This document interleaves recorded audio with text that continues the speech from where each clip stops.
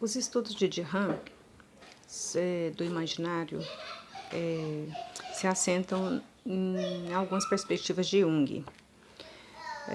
Jung é psicanalista. Então ele vai dizer assim, o Jung propõe, né, o conceito de inconsciente coletivo, memória da experiência da humanidade. O mito seria então a organização de imagens universais arquetípicas em constelações e em narrações sob a ação transformadora da situação social, o que implica em uma unidade entre o indivíduo, a espécie e o cosmos. O inconsciente coletivo é estruturado pelos arquétipos, ou seja, por disposições hereditárias para reagir. Esses arquétipos se expressam em imagens simbólicas coletivas, o simbólico como a explicação da estrutura do arquétipo.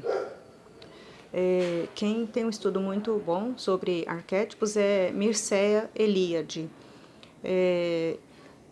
Para Eliade, o mito é a experiência existencial do homem que lhe permite encontrar-se e compreender-se.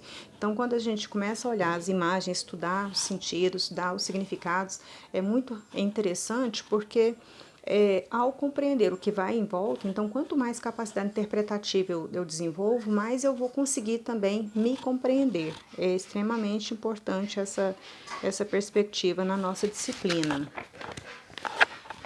Tem 4 palavrinhas que são chaves para os estudos da semiótica, né? E para a teoria do imaginário. É a palavra esquema, a palavra arquétipo, a palavra símbolo e a palavra mito. Dentro da perspectiva da semiótica e da teoria do imaginário, esquema é anterior à imagem. Então, você vai ler uma imagem, antes da imagem você tem uma memória que você traz do imaginário coletivo que remete a esquema. Esquema corresponde a uma tendência geral dos gestos, leva em conta as emoções e as afeições, ela faz a junção entre os gestos inconscientes e as representações. O arquétipo é a representação dos esquemas, imagem primeira do caráter coletivo e inato. É o estado preliminar, zona onde nasce a ideia, né, de acordo com Jung. Ele constitui o ponto de junção entre o imaginário e os processos racionais. O símbolo, a gente pode dar exemplo de esquema, né? Uma ascensão, por exemplo, quando você vê, eu falei do nascimento, então você tem um movimento de levantar o bebê numa direção vertical e adiante, né, do braço da pessoa, e isso é quase que uma apresentação dessa criança, desse novo ser humano, para uma divindade superior, né? Uma hierarquia, para que essa hierarquia receba e respeite esse novo ser humano. É um ritual quase, né? Então tem um exemplo para isso. Alguns gestos, né? Você faz um gesto de abraço, você cruza os braços sobre você mesmo para o outro, né? Você está fazendo um gesto de abraço. Isso é um esquema, né? Está dentro da ideia do esquema e remete a um arquétipo, né? Você abre os braços na perspectiva horizontal, você remete uma ideia de cruz. Então você tem um arquétipo por trás disso que leva uma ideia de símbolo, né? Um símbolo cristão. O que é símbolo? É todo signo concreto evocando por uma relação natural algo ausente ou impossível de ser percebido.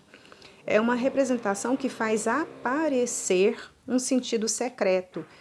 Os símbolos são visíveis nos rituais, nos mitos, na literatura, nas artes plásticas. Então, se apropriar das ideias dos símbolos ajuda você a compreender melhor os significados, tanto dos textos verbais quanto não verbais. E o mito, não é, que é fundante, que é extremamente importante dentro dos estudos da teoria do imaginário.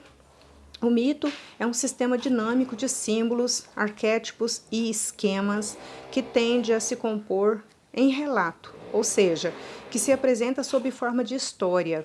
Por esse motivo, já apresenta um início de racionalização. O mito é um relato fundante da cultura. Ele vai estabelecer as relações entre as diversas partes do universo, entre os homens e o universo, entre os homens entre si. Por sua construção próxima da composição musical, que comporta refrãos, repetições, o mito tem sempre uma dimensão pedagógica. É ainda função do mito fornecer modelos de comportamento, ou seja, permitir a construção individual e coletiva da identidade.